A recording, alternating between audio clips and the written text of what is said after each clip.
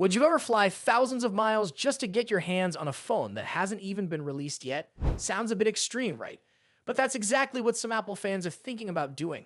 Right now in China, some stores are letting people check out early versions of what is believed to be the iPhone 17 series. These aren't real working phones, but detailed mock-ups made using 3D printing based on leaked design files. And surprisingly, they look almost exactly like what we're expecting from Apple's next launch.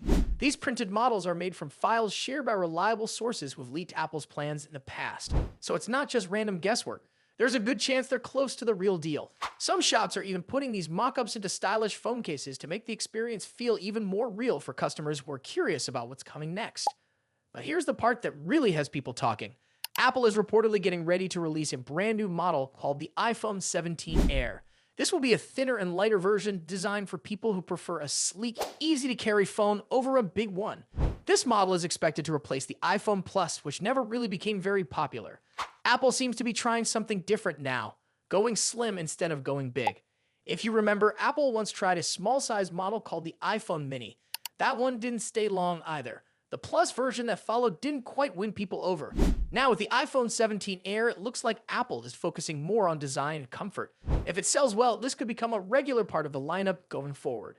And Apple isn't alone in this. Samsung is also said to be working on a thinner phone, the Galaxy S25 Edge. That's expected to come out later this year. Just like Apple's new Air model, Samsung's phone is likely aimed at people who want a slimmer design but still care about performance. So it looks like both brands are trying to win over users who want phones that are easier to carry without losing too many features. Now let's talk about another change. The camera setup on the iPhone 17 Pro models is also getting a new look. Leaked images suggest the camera bump will be larger and shaped differently, maybe even a little like Google's Pixel phones. This could mean Apple is upgrading the camera system again, possibly to improve image quality and add new features. For users who love taking photos and videos, this might be a big reason to consider upgrading. But at the end of the day, whether these changes matter depends on what you care about in a phone. If you're into new designs and want something that feels different from your current device, then the iPhone 17 might catch your attention.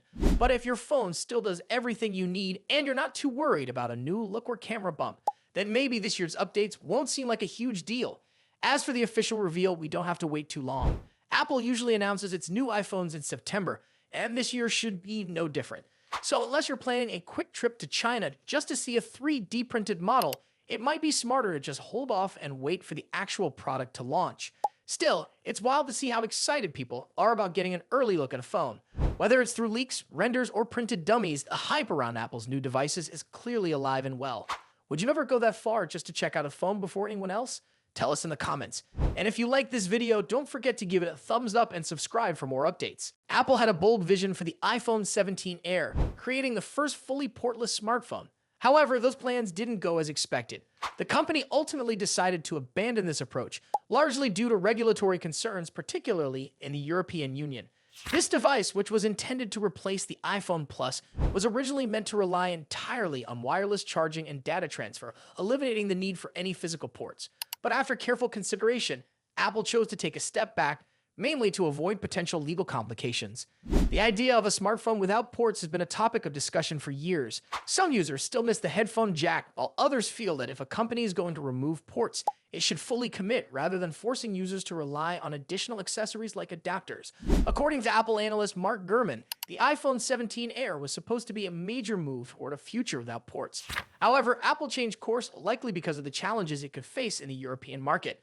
Regulations in the EU have already pushed Apple to make significant adjustments. The most notable example is the transition from the Lightning port to USB-C, a change Apple made to comply with European standards.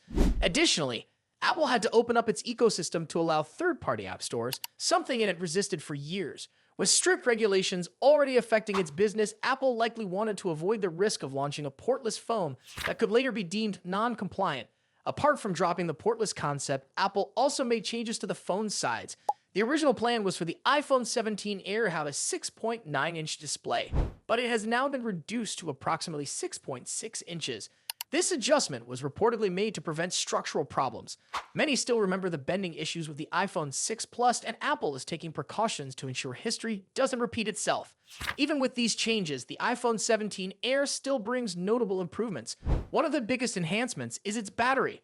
Reports suggest Apple is using a high-intensity battery, allowing the phone to maintain strong battery life despite its slimmer design.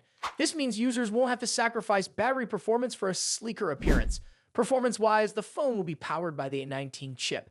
However, it won't feature the Pro version of this processor, as that will likely be reserved for the more expensive models in the lineup. Despite this, the A19 is expected to deliver impressive speed and efficiency. Another major update is Apple's in-house cellular modem, which should be more power efficient compared to previous versions. One of the more surprising choices Apple has made with this device is the camera setup. Leaks suggest the iPhone 17 Air will come with a single rear camera, much like the iPhone 16e. Many flagship smartphones feature multiple lenses for added versatility, so Apple's decision to go with just one lens might be seen as a step backward. Whether this will impact sales remains to be seen. Early renders of the device have already surfaced, showing a design that some say resembles the Google Pixel series. However, it still retains Apple's signature premium look and feel. The bigger question is whether users will be drawn to a thinner iPhone with fewer features, or if they'll opt for other models with more traditional designs. Although Apple has decided against a portless iPhone for now, that doesn't mean the idea is gone forever. As wireless charging technology continues to improve, Apple could revisit this concept in the future. For now, the iPhone 17 Air is shaping up to be an interesting addition to the lineup, even if it isn't as groundbreaking as initially expected. Would you prefer a completely portless iPhone, or do you think Apple made the right decision? Share your thoughts in the comments, and if you've enjoyed this update, don't forget to like this video and subscribe for more tech news. This chip combines a 4nm baseband with a 7nm transceiver, which results in improved power efficiency. Early testing suggests that Apple's C1 chip consumes less power compared to the Qualcomm modems used in previous iPhone models.